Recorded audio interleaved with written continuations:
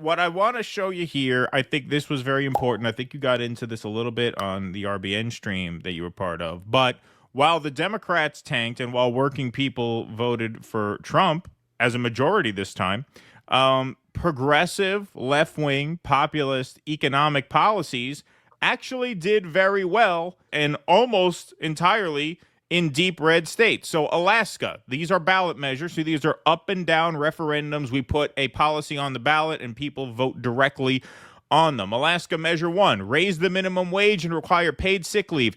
56% yes. This is a state that Donald Trump won handily, voted overwhelmingly for a minimum wage increase and paid sick leave. Missouri, another deep red state, raises the minimum wage and requires paid sick leave. 57% yes. Kentucky, Amendment 2, allows public funds to go to non-public education. So basically divert public funds to private schools. That was voted down. That is a progressive win there. Overwhelmingly voted down, 64 to 35.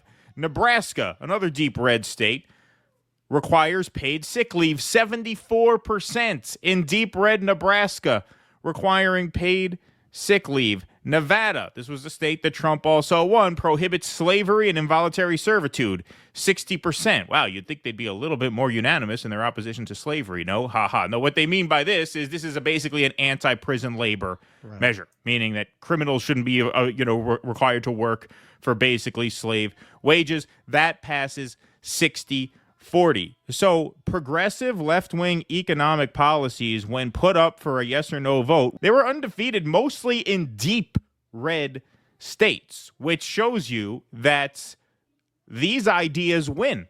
Actually, left-wing economic populism wins. It wins even in very red places. So A, what do you have to say to that? And B, our friend, our viewer, I think he's a friend. He's been in touch with us enough. I hope I could say that. I hope that's not too bold of me. Roger Meadows has messaged the show. He's a ballot initiative activist. He insists this is the way to go. Hey, look, if these candidates suck, why don't we just win these policies by getting these policies on the ballot, up or down, yes or no? That seems like the way forward to me, at least in the short term, until we can run better candidates. I think there is something to that. I think one of the concrete things we do want to discuss at the February organizing conference is some of opportunities for some concrete concrete campaigns of this kind, where we put the question of higher wages. Worker Strike Back, for example, is calling for a $25 an hour minimum wage. We're calling for that nationally, but we have to start somewhere. So we could and should look for concrete opportunities for these kinds of campaigns, and a ballot measure is not a bad thing. I mean, it's a very, very hard thing. I don't think people should have any illusion that it's easier to do than running a candidate, in the sense that you will have the Democratic and Republican parties arming against these ballot measures, and there will be a campaign. It will be a massive fight, but yes, absolutely, we should be doing. I don't, and I don't know if Roger Meadows implied this, but I'll just go ahead and say this. But I don't think that we can, and I don't think you were saying this either, Keaton. But just to be clear, I don't think the question of a new party for new anti-war working class party can be sidestepped either, which doesn't mean that we can do it right now. I mean, again, I said this on RBN Live as well, that I don't think we're in a position to launch that new party right now, because it's not a question of launching it in name. It's a question of having enough working class momentum behind it. And I don't think we're there yet. We need much more mass momentum behind it. But we do want to lay the groundwork, provide the framework for what that new party should look like. So I think while we should get at the same time that we should get ready to launch some of these kinds of campaigns, including ballot measures on concrete economic issues, we should also, I think, have a real serious political discussion about what kind of new party we need, and also permanently breaking from the Democratic and Republican Party. That has to be emphasized at every step of the way, because we will see, it's not just Bernie Sanders and AOC. I mean, they're just the more high profile, but we will see all kinds of Democratic Party cheerleaders, including Pramila Jayapal, the chair of the Congressional Progressive Caucus. She's notorious for this kind of, stepping in and co-opting the mood. But she's not the only one. We saw Right. Ro Khanna Right. go on breaking points. I mean, it's just disgusting. All these commentators like Crystal Ball, they shill for Kamala Harris, but then they also criticize the genocide. They also talk in favor of working Right. people. But then again, now they're making fun of Kamala Harris for failing. I mean, Right. it's like you have no accountability as a political Hmm. analyst. You can say whatever you want on a given day. Make sure your relations with all the powerful people are safe, are cozy, and then you come and say that, oh, we need to do this, that, and the other. So I think we have to really break from um, all these snake oil salesmen that are going to pop out of the woodwork saying we are the Hmm. ones who are going to lead the fight against Trump.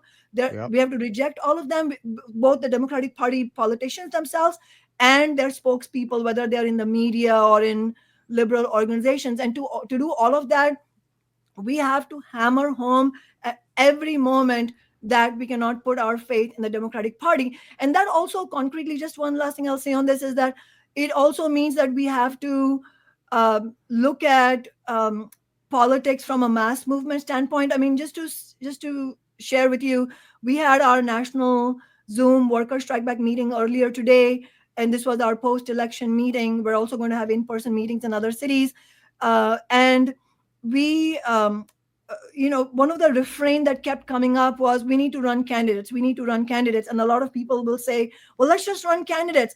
And we're Hmm. warning those of us who are in revolutionary workers and in worker strike back, we're warning that just running candidates, dozens and dozens of Right. candidates, is not the solution. Right. uh, Right. you know I would prefer we don't run a single candidate if it's not on the right basis. And Mm. so we should talk concretely about what that political work looks like. No, I think you're 100% right about that, and that's why I think that the ballot measures are potentially a really good tool, because if you can get some of them on the ballot and say Workers Strike Back, Revolutionary Workers as an organization supports, say, a $15 minimum wage ballot measure drive in a state, and that wins, that's a victory that we can sort of put in our column. And I think victories beget more victories, wins beget wins. And so this is a way to perhaps start putting wins on the board without having to run candidates and win with candidates, which at this phase is extremely difficult and next to impossible to actually have happen. And the other thing I like about a ballot measure is there's no branding issue. It's not, well, yeah, sure, this candidate wants to raise the $15 minimum wage, but they said something about immigrants that I don't like, or but they're for transports or whatever. Like it Yeah, gets all the other stuff out. It's just an up or down vote. Hey, you want higher wages or not? Yes, right. good. So do we. And Vote for it, yeah, and then we build from there. yeah, absolutely, I totally agree. Sorry, I didn't mean to interrupt, but That's I okay. think it also has not, but and it has another advantage to it, precisely for the reasons you described, is that it will allow us to unite people, working people, on that issue, regardless of which way they voted. Whether you Right. didn't vote at Right. all, you voted Right. for Jill Stein. Working class people, genuine working class people, have voted for Trump. We want to win them over on these issues, and Of so course. we can. It's possible to build united campaigns. Just one thing. I guess one example I wanted to give from a ballot initiative that we were helping to push in 2010. I mean, it's a long while ago, but that example really stands out because it's a concrete example of how with ballot measures also we will need the kind of political leadership that we've had in worker strike back to push back against really bad ideas. Meaning this was 1098. This was a ballot initiative, statewide, Washington statewide ballot initiative to tax wealthy households in order to fund overall social needs. Excellent ballot initiative. It was written really Hmm. well and everything, but the Democratic Party led that effort, and Democratic Party adjacent people, organizations led that effort, and they absolutely refused to campaign for it in the way that it needed to be done in order to win. So in other words, we as socialists, we were recommending, I mean, this was before we had won our council position and everything, so they weren't giving us the time of day, and they still don't do, but we didn't have the kind of mass base that we developed through the decade on the city council. But we were urging that the campaign should be branded as the tax the rich campaign, and on that basis we will get also more conservative leaning voters in Eastern Washington, which is not Seattle. I mean, not all of Washington is Seattle. There are other places in the state as well, but they are all angry, just like Seattle workers are angry at the rich, angry at how rich the state is, and there's no state income tax on the wealthy, meaning, and all of that. So tax the rich branding, I have no doubt, would have won. When the ballot initiative was first launched and the first polls were done, it had like 63-65% support. But the people who ran this campaign, they just ran it into the ground because they did not want to break their relations with rich people, and all the, that's the story of the Democratic Party. And then they campaigned for 1098 as an income tax, and that opened the door for the Republicans and the right wing to go door knocking in Eastern Washington, which they did systematically, to say, well, this is an income tax, meaning today they might be taxing rich households, but tomorrow they're going to come for you. Just a complete falsehood. But they won the day, and that initiative lost. And so I'm just saying that even with ballot measures, I think we need this kind of offensive political leadership. 100%. Yeah, well, you wound up being able to get a lot done in the city council. So, a lot of people, of course, they were working within a party.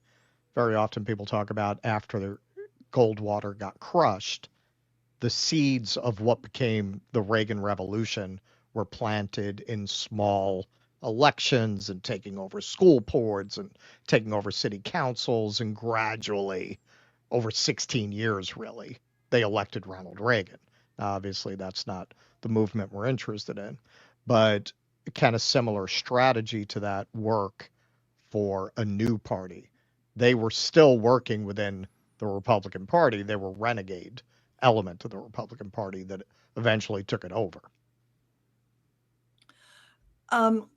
Yeah, I mean, I think that we have to start wherever we can.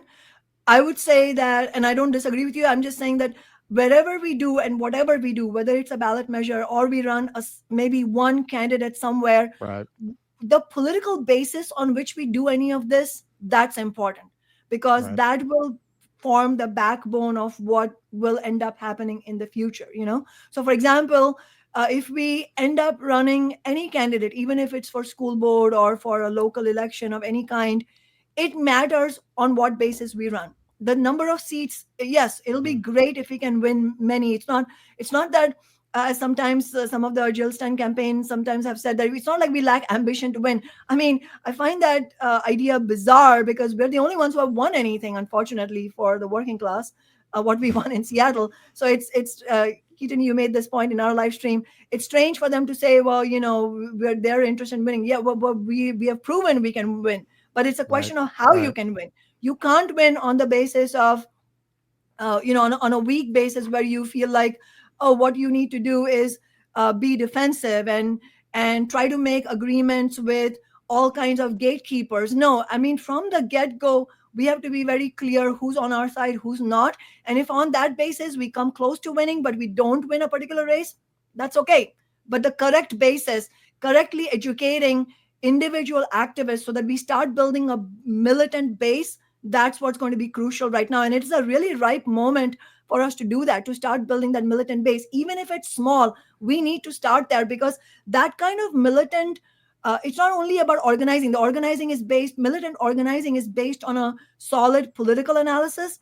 That political analysis, which really came from revolutionary socialists, that is completely missing. I mean, it's virtually missing. It's only a few of us who are the proponents of it. But in reality, most organizations of the left, even those who call themselves socialists, have abdicated all of these ideas. And certainly the majority of the labor leadership has in the last 40-50 years. So there's been just an evisceration of those ideas. And we have decades of that to catch up from. And so even if we start small, and which we will, we are going to be starting small, the political basis on which we do this is the main backbone. Please clap.